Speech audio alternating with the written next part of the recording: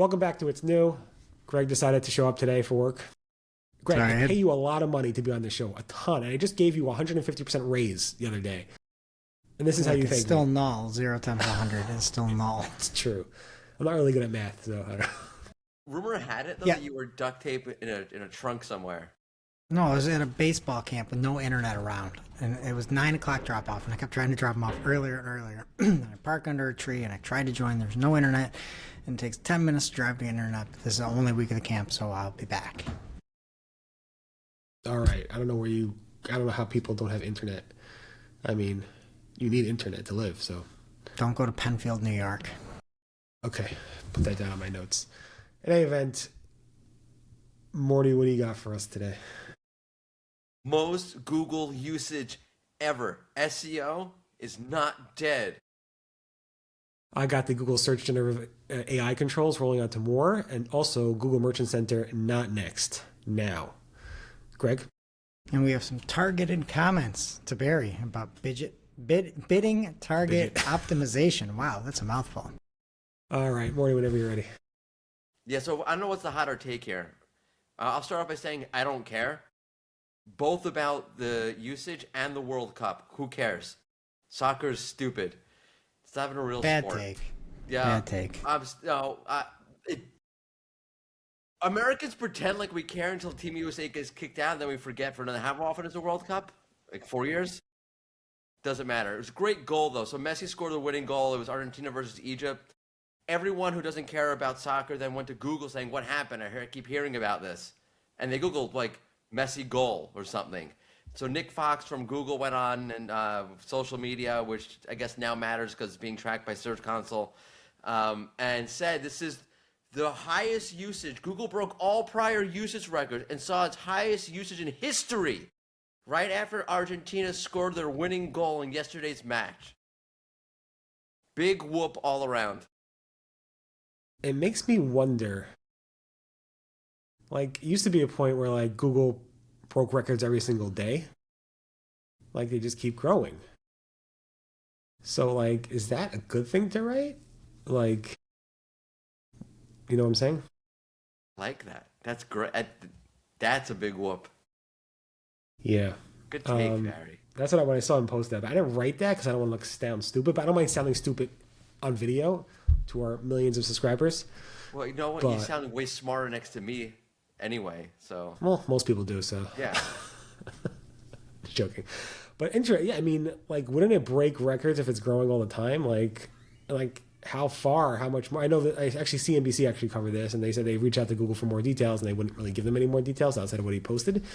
So it makes you wonder again, like, is Google still growing? It's just like, so they had one big record-breaking day, and then, I don't know.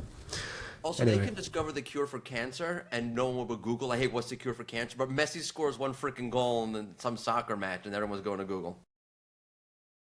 I didn't even know they were playing, but I don't do entertainment. But I'm a true American, unlike you, who pretends to be American. Yeah. No, truth is, I think a lot of Americans are into FIFA. I mean, it's all over. They're being played here, right, in the U.S. I mean, in the New York, New Jersey Stadium. Yeah, New York, New Jersey Stadium. Anyway, if you are in the UK, you're no longer special. Sorry, Anu. You're not special. The Search Generative AI controls within Google Search Console seems to be rolling out to sites beyond the UK. Now, I think this started maybe last week. I think Glenn Gabe noted it. But a lot of people in the past 24 hours are saying, we see this for our own site. If you go to settings in Google Search Console, you'll see a new potentially AI search control feature. For some sites, I see it for Search Engine Roundtable, for a few other properties I have access to, but not all. And it obviously Search Engine Roundtable is .com in the US. So you no longer have to be in the UK to block Google from everything. There's two options, like we said: include my site links and content in Search Generative AI features, or exclude my site links and content from Search Generative AI features. You can pick one of the two, do whatever you want. Feel free to block it all, but a lot of people are seeing this. This was spotted, I noticed it from Jamie Indigo last night on LinkedIn. But like I said, a lot of people are noticing this as well. So have at it. I don't know. I don't know why your X account now that you can control in the Search Console? I don't think so. I try and I don't have access to it. I don't know if it's just delay, like I don't have access to it for a lot of properties, or if it's just you can't block property platforms or not. I don't know. That would be interesting, but I don't see how. Clicks, by the way, I meant to ask you, do you get clicks for Mr. Deepfake porn or just impressions? Let me check. We're going to do this live. Am I getting clicks for Mr. Deep Fake Porn? Let's take a look. Search performance report. Mr. Deep Fake Porn is off the report. Let me expand. There it is. I got 1 click in the past 28 days for that Mr. Deep Fake Porn. I don't even know what that is. I must have covered something about that. Greg, this is important stuff. Anyway, other important news is that Google Merchant Center has decided to drop off the word next. So as you know, back in 2023, I think, Google Merchant Center said, we are launching Google Merchant Center Next. And Google Merchant Center Next was basically the new version of Google Merchant Center. And then for the past 3 years or so, Google Merchant Center Next was what people use. But nobody calls it Google Merchant Center Next. They just call it Google Merchant Center. It's a new version of Google Merchant Center. So Google's like, we're going to remove Google Merchant Center Next, the word next, from Google Merchant Center. And from now on, the platform you use today will simply be referred to as Google Merchant Center. There's nothing you need to do. It's all happening by itself. It's a wonderful thing because you don't have to do anything. There's no changes you need to make to your accounts. It's just going to happen. I started to notice Google updating Google Merchant Center documents to remove all the word next. So you'll see removed from all the communication and help docs and everything. So that's a good thing. I think it's about time. I'm surprised it actually took so long. But it's happening. Exciting. All right. Now, Greg, we've been waiting all week for this. Don't let us down. Well, first off, I just have to say, the fact that you don't think 3 goals in like the 20-minute period span to come back from the best soccer player that's ever graced this earth isn't good. And you're out here, Morty, watching Max Showerman, Trent Grisham, Austin Wells, and Jose Caldero play baseball. Cappy's good. Really good. Maybe he'll hit his 3rd home run of the year. I find it That's what you're watching. No, it's very difficult to take a league that says, well, we can't call it MetLife Stadium because MetLife is not a sponsor, so we will call it the New York, New Jersey Stadium. Also, why would you choose freaking MetLife Stadium? It's the worst stadium on the planet. These people are idiots. I'm not watching this stupid sport. Oh, I like how you're an ads guy at heart. That must be why. But speaking of ads, we've talked pretty extensively here about the change to bidding target optimization is what Google is calling this, where they said if you have a campaign that is limited by budget, you will see your acquisition costs be more predictable. That's the way that they've labeled this. And for anybody that doesn't know, if you have really tight budgets on things, a lot of times you can see your campaign like overperform. You're saying, I don't have a huge budget. I'm asking $10 for a CPA. It comes in at $5, twice as efficient as I would like it to be. That's awesome. It's a feature. It's a nice feature of Google. Well, obviously, they're taking this away on August 17th, and we have a little bit more clarity from Ginny Marvin, and then some more comments followed up over on LinkedIn to Barry Schwartz. And so what Ginny had stated was, it is true that budget cap campaigns currently overperforming their targets are likely to see performance align with those targets as this update takes effect. Our advice is to not let the system spend more money. This change won't result in spend changes on a campaign already budget constrained. So what she's saying here is likely correct. If you say my budget is $200 a day and it's constrained, it's not going to say you're now going to spend $2,000 a day. The most you can spend is double your budget.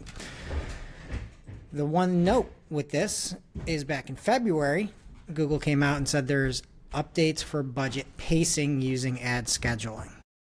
This is so complicated to talk about, but essentially you can spend up to 30.4x what your daily budget is in a month-long range. So Google has already said they're trying to expand that and make sure that it really hits that 30.4. Again, that was back in February 20th. So we do know that there is some, in a different realm, expansion of being able to hit those spends, that 30.4 of your daily budget. So that is also in play. It is a different change than this, to which Ginny and Barry were talking on LinkedIn, and Barry said, it will likely cost you a lot. And Ginny disagreed with this. So Ginny responded and said, hey, Barry, to be clear, this won't result in campaign spend changes, is what I said. In response to the post claiming our advice is to let the system spend more money, I clarified this is definitely not our advice. I want to reemphasize that this change will not lead to any changes in spend. Of course, as always, if you choose to raise the budget on a budget constraints campaign, they will likely spend more. But this update has no impact on budget settings. This update impacts conversions. So if you are spending $100 a day and getting 10 conversions before, and now you're spending $100 a day and getting 5 conversions, you're going to have to spend $200. Yeah, I mean, again, But it's on not an advertiser to do it. It's not going to go above your budget, of course not. But it's going to cost you more per ad, like per campaign, right? It will cost you more per conversion if you're currently, Google's doing a great job. All the AI, all the smart bidding, all the machine learning is doing its job, and it's saying, yeah, we have it under. They're turning that off. And they're going to say, we're not going to try hard. We're going to try to hit what you're putting out there. It sounds we're to like me the Yankees. It's going to cost you twice as much to get the same conversion that you were getting before. 100 in the example that they gave, which is one of the wildest examples. So Cindy's like, oh, it's not going to increase your budget because you set a budget, but still, it's going to cost you. You're going to get less out of your budget. So in the example, you will get 50% of the leads, the conversions that in the example they stated you would have. So yes, if you can still spend the same amount of money, but at one point you're getting back 10, now you're getting back 5. So that's going to cost you more technically. Well, it's going to make you less effective. The ROI technically won't cost more out of your dollars, is what she's saying. It's going to be more costly per conversion. 100%. Your business, your revenue, your key metrics that make sense they're going to be worse. But when to her point, they have to hone in on one little thing. You're not going to technically spend more. You're getting way less back. Right? You're like, hey, you can go to the grocery store with $20 and you can buy 5 cartons of eggs. Now you can only buy 2 cartons of eggs. It's like, yeah, that's the deal. You still are spending $20, is what she's saying. How do you feel about this? What are you feeling right now? Specifically with your relationship with Ginny. I'm disappointed, to be honest with you. I think. And who? Specific names.